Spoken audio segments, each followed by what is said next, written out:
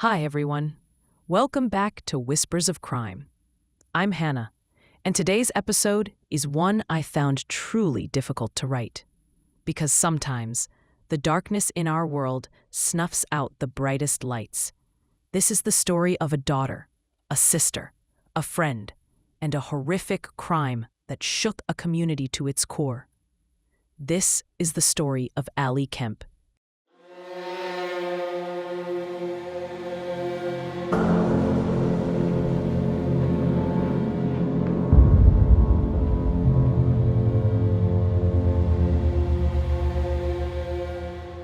For college students, summer usually means freedom.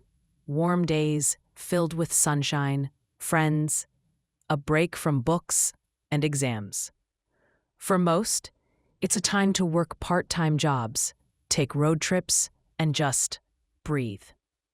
That's exactly what 19-year-old Ali Kemp from Leawood, Kansas, had in mind when she returned home in the summer of 2002. She picked up a summer job as a pool attendant, not just to earn some money, but to spend time outdoors, under the sun, near her friends and her boyfriend. She never expected that this job would be the last thing she'd ever do. Ali Kemp was born on October 11th, 1982, in Leawood, Kansas, to Kathy and Roger Kemp. They named her Alexandra Elizabeth Kemp. Alexandra means helper of mankind, and by all accounts, she embodied that name. From the moment she was born, Roger referred to her as his princess. She was undoubtedly a daddy's girl. Ali grew up in Leawood alongside her two younger brothers, Tyler and Drew. The Kemp family lived in an upscale, quiet neighborhood, a place where people didn't lock their doors, where kids played outside until sunset, and neighbors waved to each other on the street.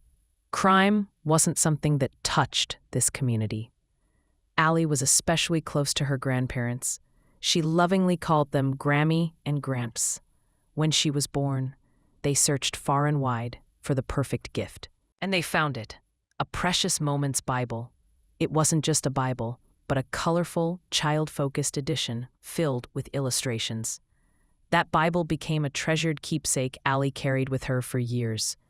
And just a little fun fact, her favorite snack growing up? Mashed strawberries. Just that. Blended strawberries with nothing added. It was simple, sweet, and very Ali. Even as a toddler, Ali was curious about everything. Why is the sky blue? Why do birds fly? She wanted answers, and Roger was always thrilled to provide them. He loved talking to her, teaching her, watching her mind light up. Ali was the kind of girl who brought warmth wherever she went. In middle school, she was voted nicest girl in 8th grade. In high school at Blue Valley North, she was incredibly active. She made the sweetheart court her junior year and appeared in the yearbook 13 times. She was on student council, in the National Honor Society, co-president of Future Business Leaders of America, a varsity soccer player. You name it, Ali did it. Her dad once said she was involved in 19 different activities in school. Her mom, Kathy, called her the complete package. And yet, despite all her accomplishments, Ali stayed grounded. She never let her busy schedule get in the way of spending time with friends or family. Her friends remember her kindness above all. Ashley said, "You'd think, with everything she was involved in, she wouldn't have time for people. But she always did. Even if it was just a quick smile or hello, she made time." Stacia described Ali as one of the rare people who would drop everything if you needed her. Jennifer, one of her closest friends, said Ali was steady, trustworthy, the kind of person you could tell anything to. Her guy friends noticed her kindness too. Louis said he couldn't remember her ever being in a bad mood.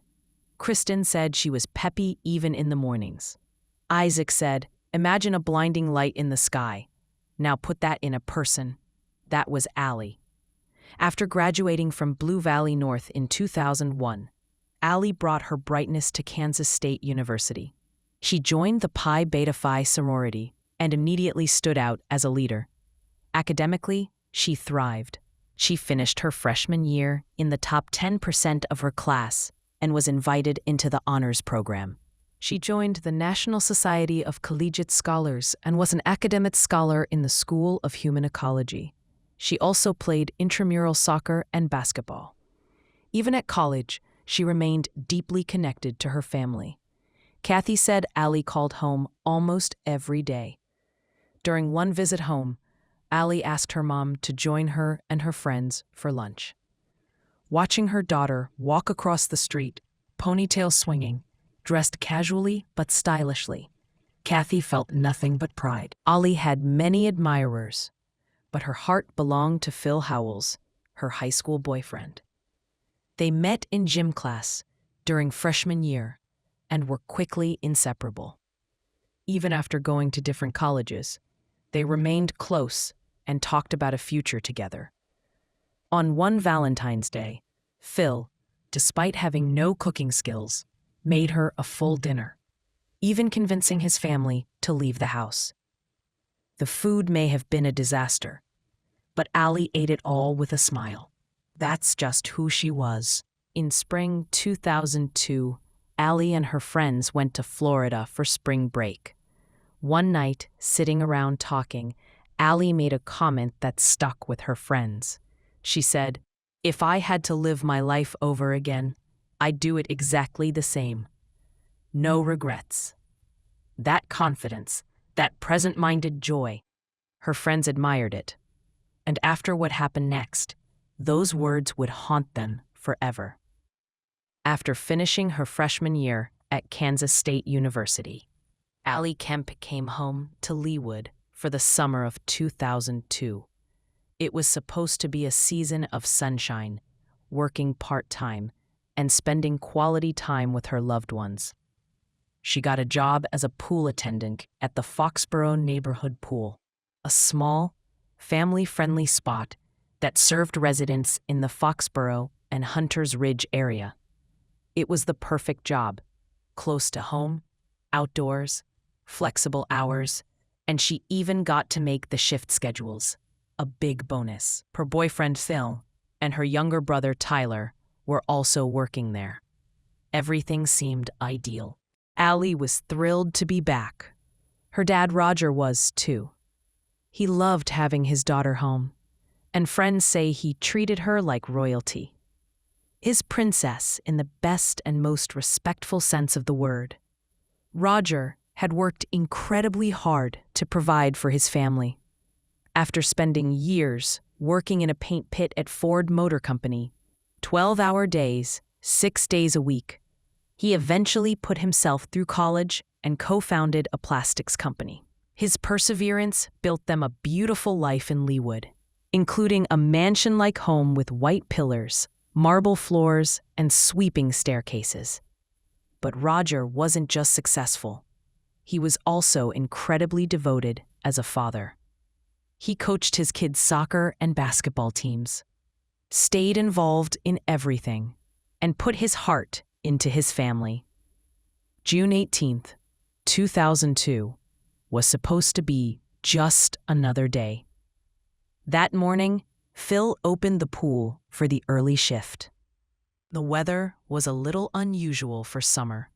Chilly, overcast, and breezy, so no one was really coming to swim. Around 2:15 p.m., Phil left the pool and Ali arrived to take over her shift. She was scheduled to work from 2 to 5 p.m., when Tyler would relieve her. At 2:50 p.m., Ali called her best friend and asked her to swing by the pool to keep her company. The place was empty and quiet, and she just wanted someone to talk to. A minute later, she called Phil to check in about their date later that evening, but he didn't pick up. So she left him a voicemail. Her friend arrived around 3:15 p.m. and pulled her car up to the gate near the pool entrance. Since it was quiet and no one else was there, she thought Ali would be easy to spot, but she couldn't see her anywhere. Instead of getting out of the car, She did what teenagers do. She honked a few times, loudly, playfully, expecting Ali to pop out and wave. But Ali never came out. Instead, a man appeared from the pump room, dressed in blue coveralls and carrying a bucket. He waved at her.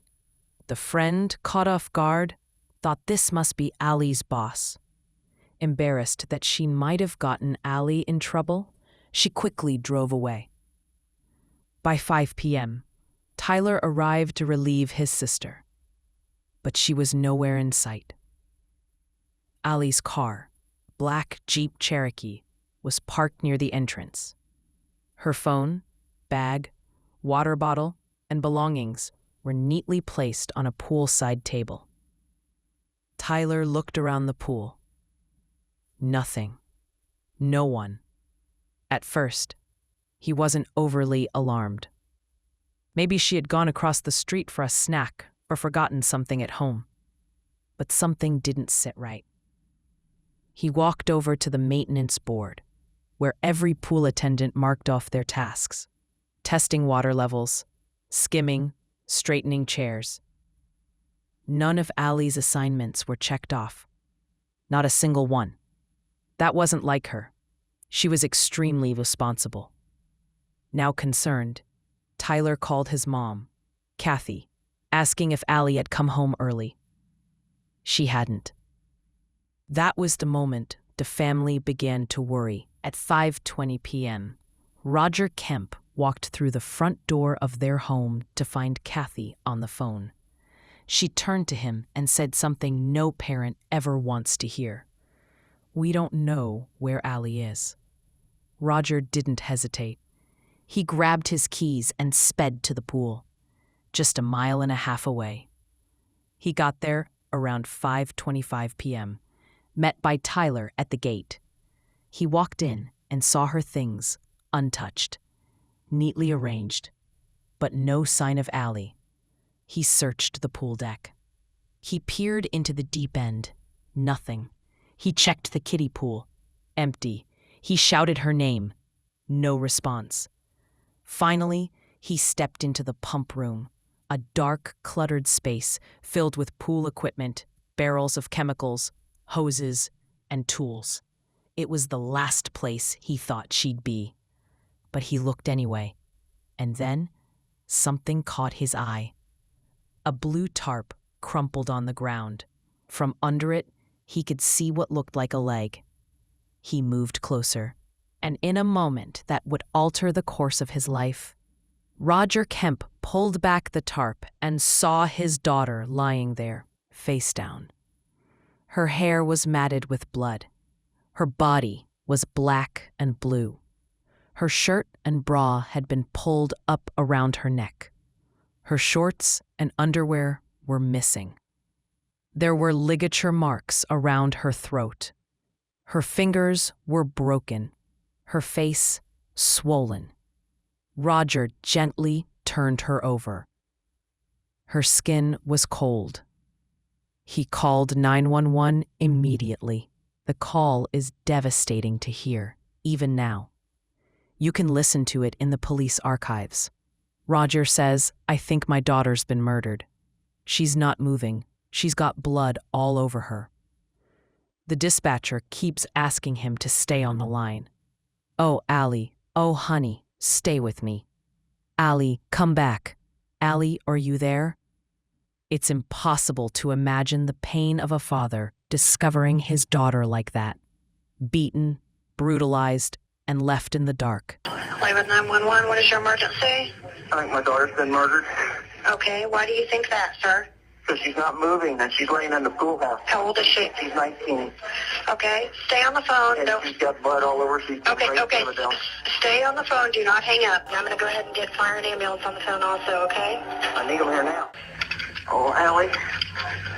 Oh, Allie. Oh, honey. Hi. Allie, stay with us. Stay with us. Are you there? Allie, come back. Allie, come to us. Allie. Does it appear that she's breathing? I can't tell. Emergency responders arrived within minutes. The scene was horrifying.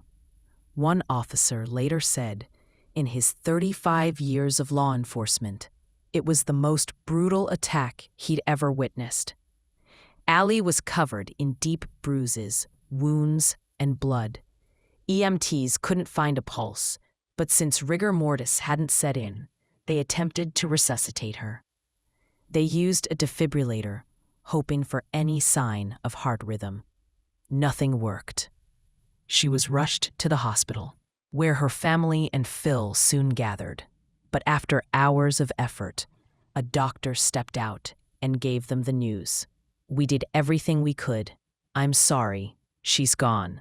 Ali was 19 years old. Roger couldn't bear to leave her. He stayed overnight at the morgue, refusing to let her be alone.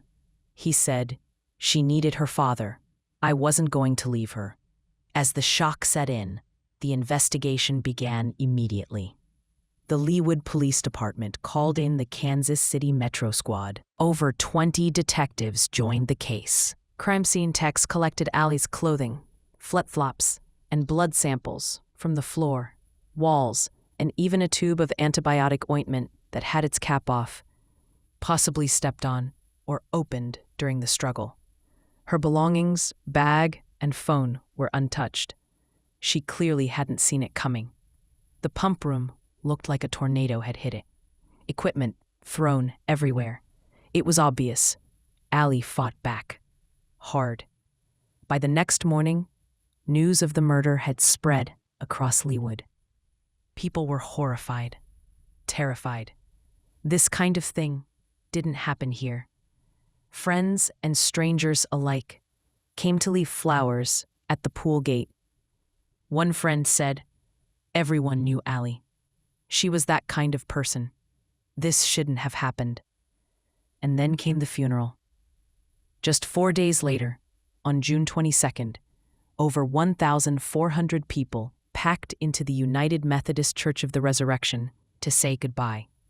Many wore lavender and white ribbons in her memory. Ali was buried with her precious moments Bible, the one from her grandparents. And strangely, as they placed it with her body, it fell open to a page that read, "No tears inside the gates." Revelation 21:4. A coincidence? Maybe. But it brought a sliver of comfort. After Ali's death, the Leawood Police Department immediately ramped up their resources. They called in the Kansas City Metro Squad, a team of elite investigators who work high-profile cases across the region. In total, over 20 detectives began working around the clock. The crime scene was a mess, specifically the pump room. According to Chief Deputy Craig Hill, it looked like a grenade had gone off. There were hoses, ladders, barrels of chlorine, bags, pool noodles, and scattered debris from what had clearly been a violent struggle. But they focused first on where Ali's body had been found, that spot under the tarp. One piece of evidence stood out: a first aid kit that had been dumped on the floor. Inside, a tube of antibiotic ointment had its cap off. It was lying near Ali's body, and it had blood on the nozzle and cap. Was it used in the struggle, stepped on during the attack, or touched by the killer? Crime scene techs swabbed it. They also gathered samples from Ali's clothing, her flip-flops, and from blood droplets nearby. Everything was logged, bagged, and sent for testing. Meanwhile, the autopsy was underway. Dr. Michael Handler, a forensic neuropathologist, performed the exam. His report tainted a horrifying picture. Ali had suffered manual and ligature strangulation, meaning she was choked by hand and also with a cord or fabric. The extent of petechial hemorrhaging, tiny red spots caused by broken capillaries, told Dr. Handler something chilling. Ali's strangulation was not quick. It likely took 10 to 16 minutes. And worse, there were signs the killer paused and resumed, possibly several times. Both eyes blackened, split lip and facial wounds, bruises on her back, arms, hips, and thighs, broken fingers, some bent out of alignment, defensive wounds on her knuckles. 2 deep lacerations on the back of her head, possibly from being thrown or struck. The coroner couldn't say with certainty if Ali was assaulted sexually, but her shorts and underwear were missing, and her shirt and bra were pulled up. The implication was clear. The time of death was narrowed down to between 2:51 p.m., the time of her last call, and 5 p.m., when Tyler arrived at the pool. Roughly a 2-hour window. From the very beginning, police knew this wasn't random. The rage and length of the attack suggested something personal. Their first step?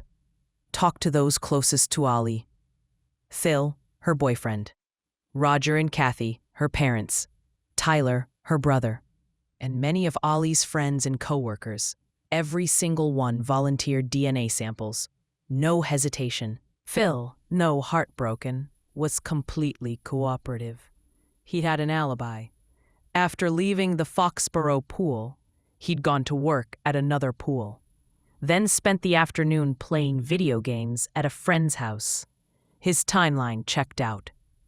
Roger vouched for him. He loved Ali, he told detectives. He's a good kid. But they still had to be thorough. Then came the first lead. From swabs taken at the scene, especially from Ali's bra and the antibiotic tube, forensic labs confirmed. The DNA was a mixture of Ali's and a male's, not Phil's, not Roger's, not Tyler's. This was likely the killer's blood, shed during the fight. Unfortunately, the DNA profile was partial, not clean or complete enough to be entered into CODIS, the national DNA database. But it was still matchable, if they had a suspect to compare it to. So the police widened the search. That's when Phil told them something important. Ali had felt uneasy working alone at the pool. There were men, landscapers and maintenance workers, who took care of the pool grounds and nearby condos. Sometimes, she said, they watched her, made her uncomfortable. Even the day she died, Ali had asked Phil to stay a little longer before his shift ended.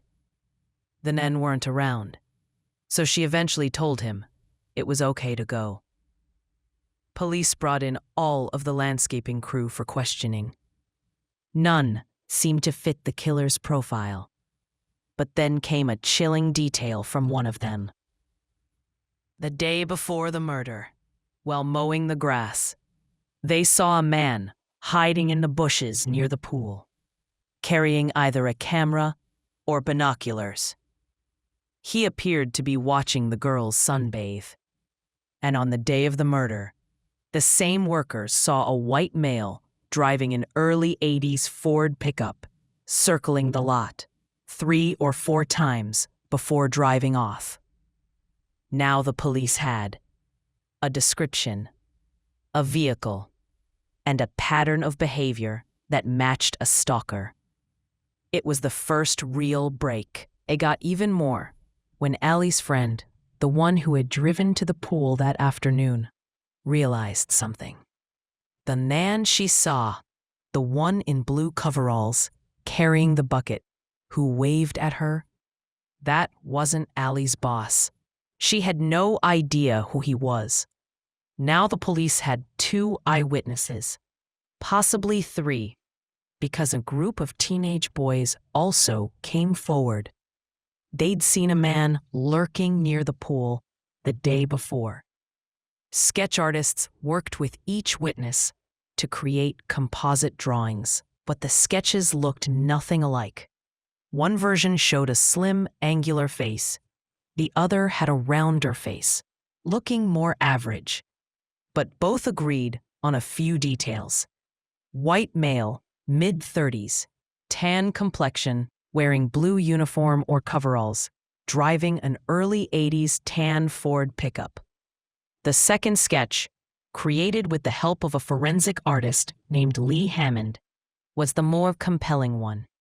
She worked for hours with Ali's friend, building the image piece by piece. And when they finished, the friend said. "This one looks right. He doesn't look mean. He looks sad." Meanwhile, Roger Kemp, still in grief, refused to stop moving. He called the media. He appeared on the news. He asked the community to spread the sketches, share Ali's story, and send in tips. He offered a $50,000 reward.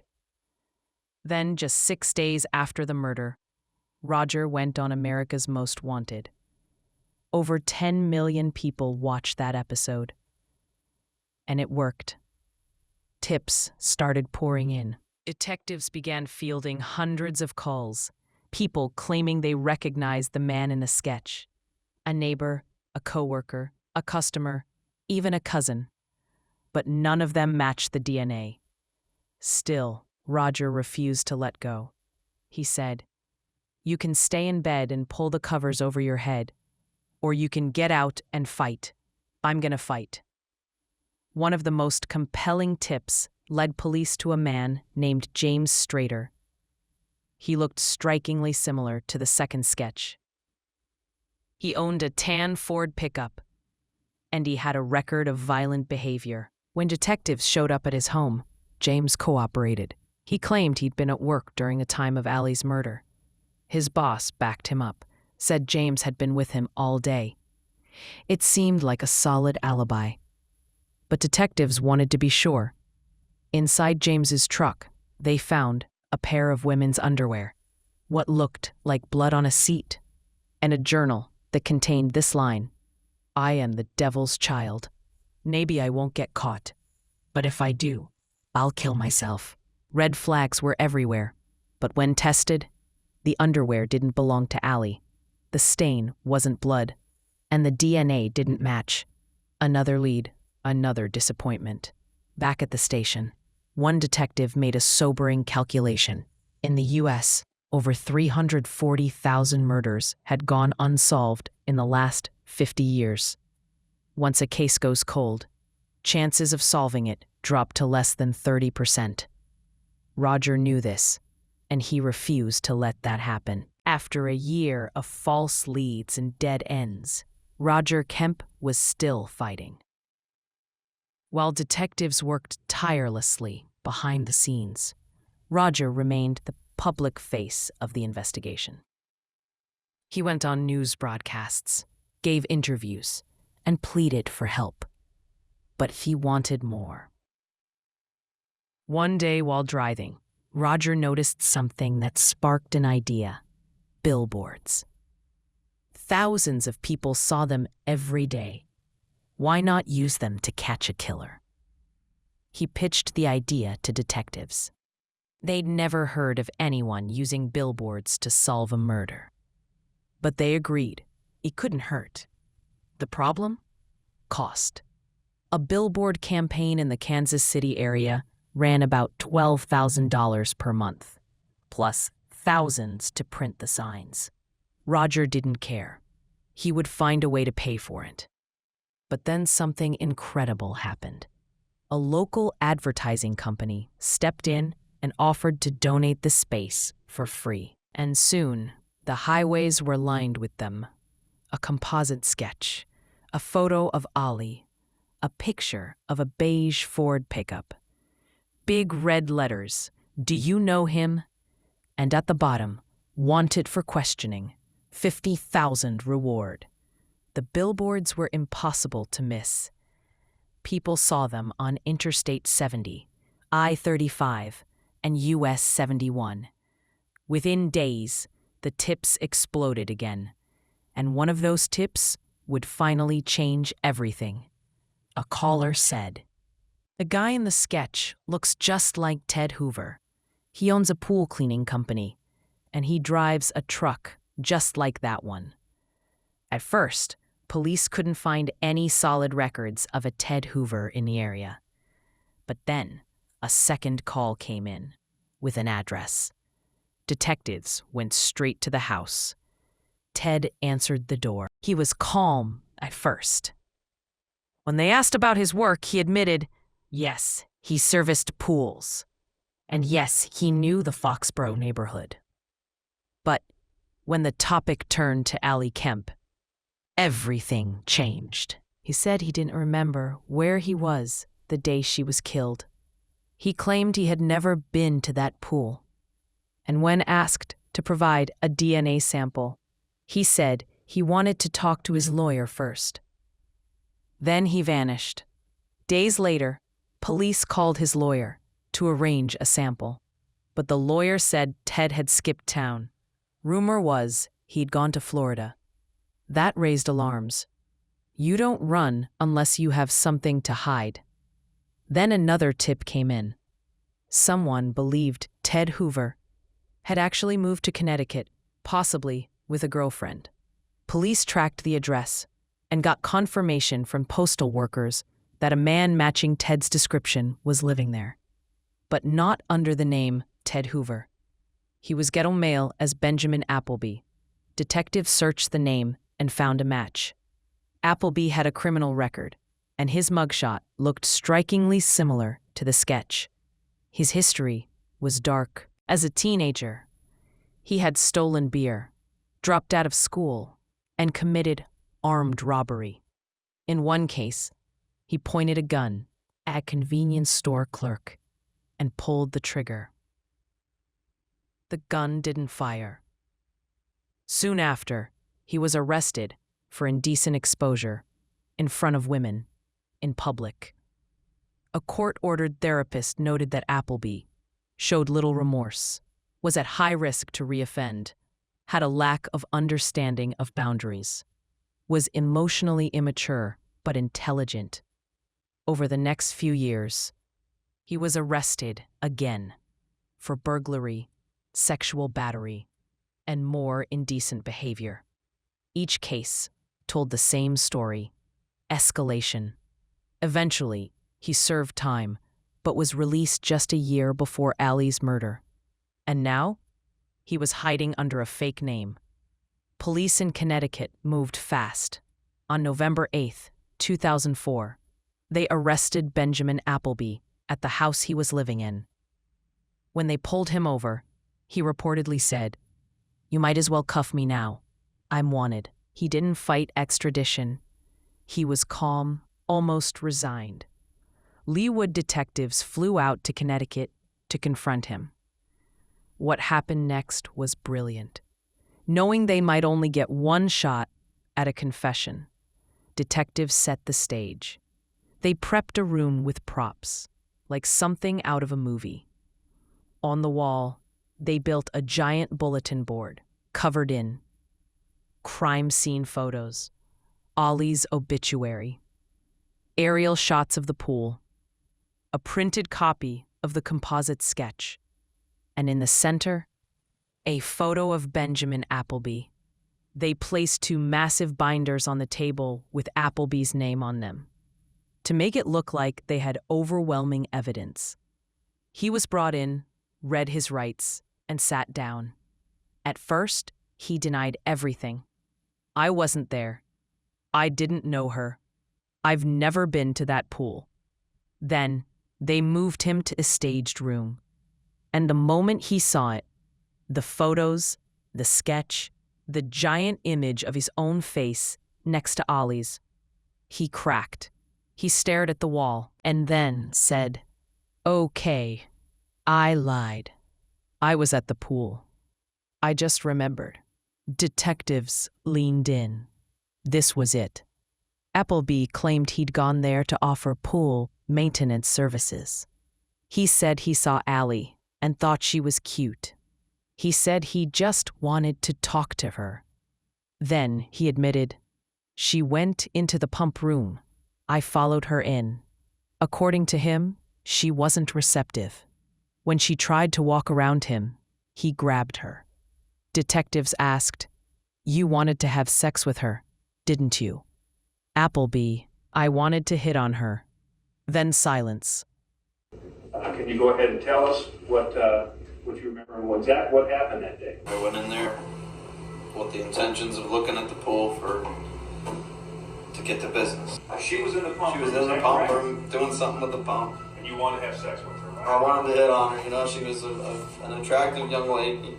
Allie was in the pump room. No, I don't. I just hit on her, man. She was good looking. Small talk. I don't remember exactly what I said. She didn't, wasn't interested in anything I had to say. And I was blocking the doorway. I tried to hit on her. I touched her. Not hard, nothing. Either on the shoulder or the hip or something. She pushed me back, and she punched me. I was blocking the doorway, where she rejected me. She pushed me back.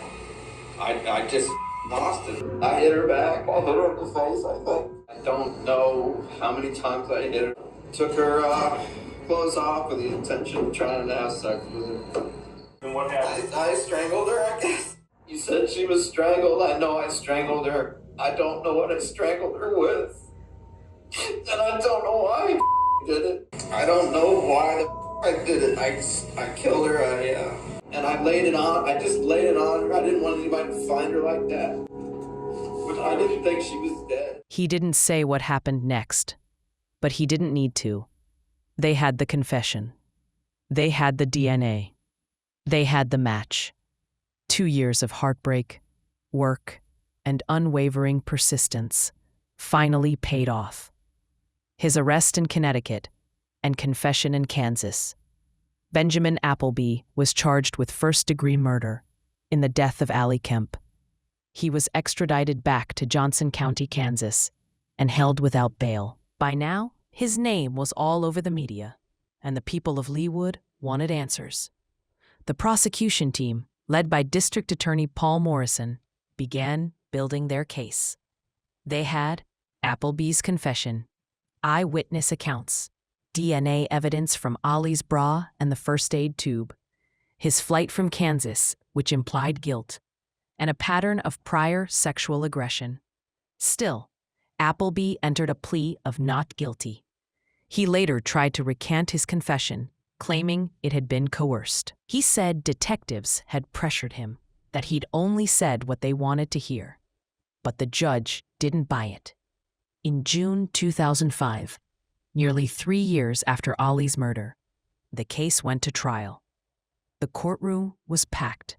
Friends, family, reporters, strangers who'd seen Ali's face on billboards and couldn't forget it. The Kemp family sat in the front row, Roger, Kathy, Tyler, and Drew, ready to face the man who stole their daughter. Appleby appeared in court, wearing glasses, dress slacks, and a white shirt. He looked nothing like the predator described by witnesses, but that didn't fool anyone. The prosecution laid out the sequence of events clearly. Appleby had been scouting the pool. He waited until Ali was alone. He followed her into the pump room, and when she resisted his advances, he beat and strangled her to death over a 10 to 16-minute period. They showed graphic autopsy photos, and the jury listened to Roger's 911 call. Hearing the pain of a father finding his daughter's lifeless body, the defense, meanwhile, attempted to cast doubt. They said the DNA was not conclusive, that no one saw Appleby at the scene, that his confession was manipulated, and that the timeline left room for reasonable doubt. But the evidence spoke louder. So did the community's voice. And when Roger Kemp took the stand, he spoke not just as a grieving father, but as a man who had spent 3 years turning pain into purpose. He described finding Ali, how she looked, what it felt like to touch her cold skin, how the life was gone from her body. People in the gallery wept. After 2 weeks of testimony and arguments, the jury deliberated for just a few hours. They returned with a verdict. Guilty. Benjamin Appleby was convicted of first-degree murder, attempted sexual assault, and aggravated battery. At sentencing, Roger and Kathy read their victim impact statements. Roger said, "He tried to silence her, but I won't let that happen. I will speak for her. I will speak for every daughter and every parent who needs to hear her story. Appleby was sentenced to life in prison without the possibility of parole for 50 years. It wasn't closure. There's no such thing when your child is murdered. But it was justice. But the Kemp family didn't stop there. They believed Ali's death couldn't be the end of her story. It had to mean something. It had to save someone else. So Roger launched a program, one he envisioned while grieving beside his daughter's grave. It would be called the Ali Kemp Educational Foundation, and its mission was simple: teach young women how to defend themselves. He partnered with local police departments and self-defense instructors to create the TAKE Defense Training Program, short for the Ali Kemp Educational Foundation. The classes were hands-on, practical, and empowering. Girls as young as 12 came to learn how to break holds, use their voices, identify danger, protect themselves from being overpowered. Roger traveled across Kansas, Missouri, and beyond, delivering these courses in high schools, universities, churches, community centers, anywhere that would host them. He didn't do it for money. He did it for Ali, and for every girl who might find herself alone in a pump room, with someone who wouldn't take no for an answer. The response was overwhelming. Over the years, more than 70,000 women and girls have been trained through the TAKE program. Roger even received the Presidential Volunteer Service Award and was honored by the Department of Justice. He said, "I couldn't protect Ali that day, but maybe I can help protect someone else's daughter tomorrow." His story spread nationally. ABC, NBC, Dateline, and Lifetime all featured Ali's case. Her face became a symbol, not just of tragedy, but of resistance, of action, of what happens when a family refuses to be silent. As of today, Benjamin Appleby remains behind bars at Lansing Correctional Facility in Kansas. He has filed multiple appeals, all denied.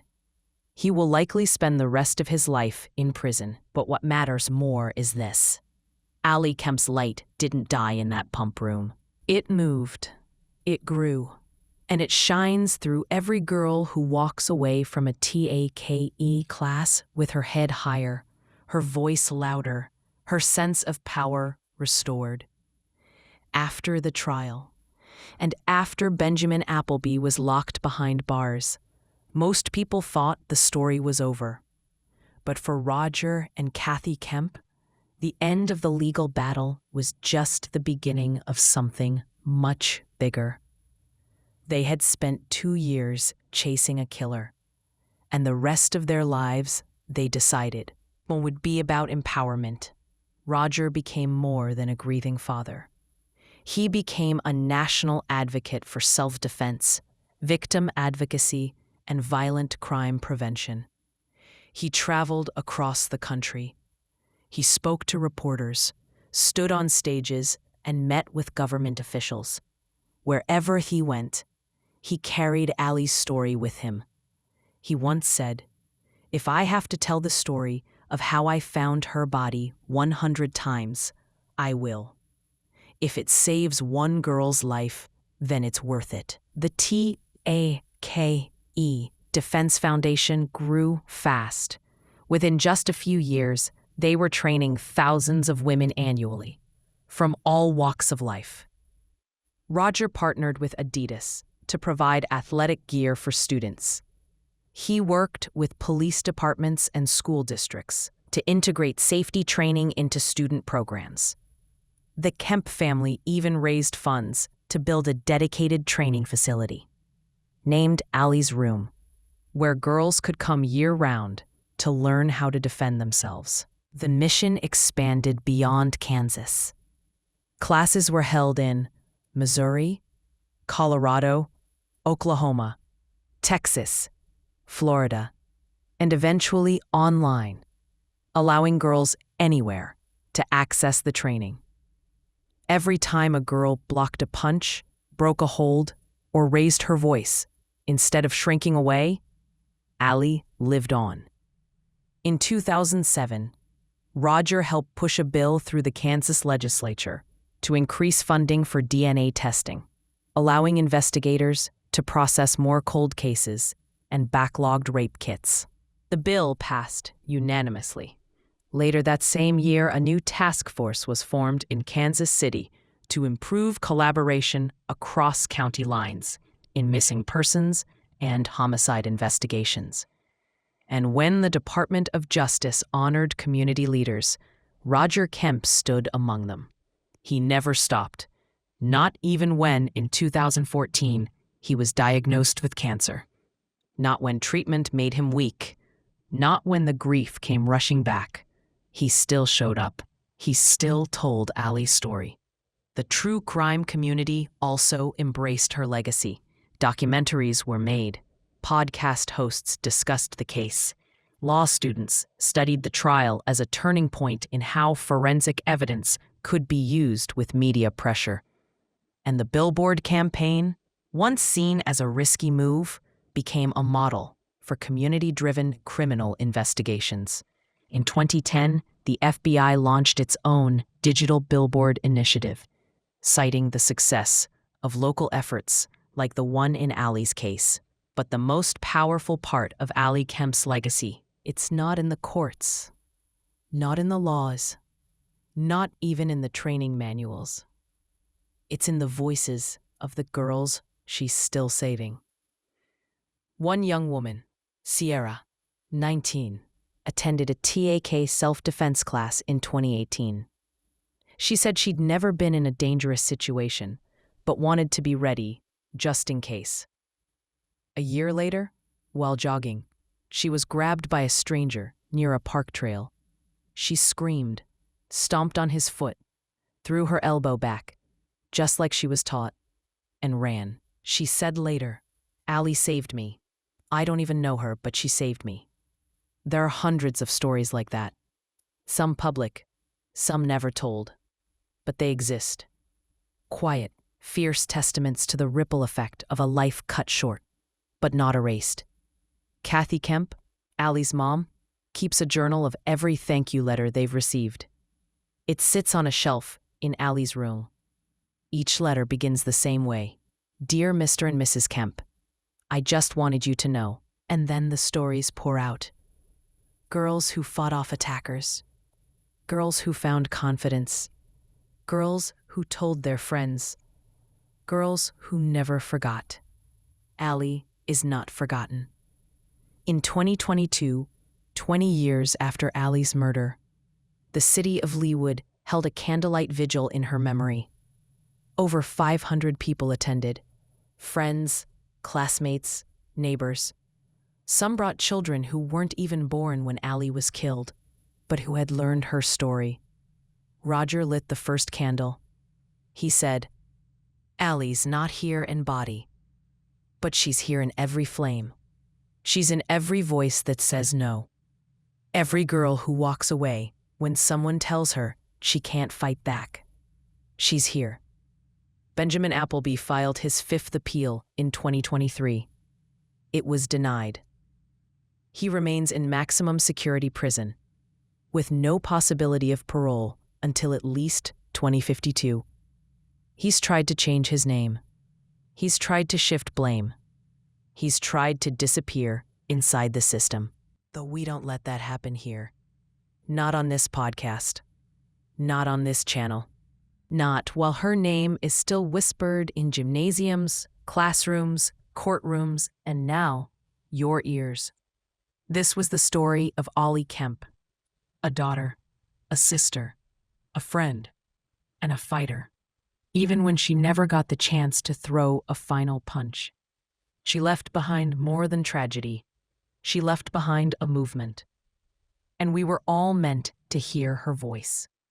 Thank you for listening to Whispers of Crime. I'm Hannah. Stay safe. Stay aware. And don't let anyone take your voice. In loving memory of Alexandra Elizabeth Kemp.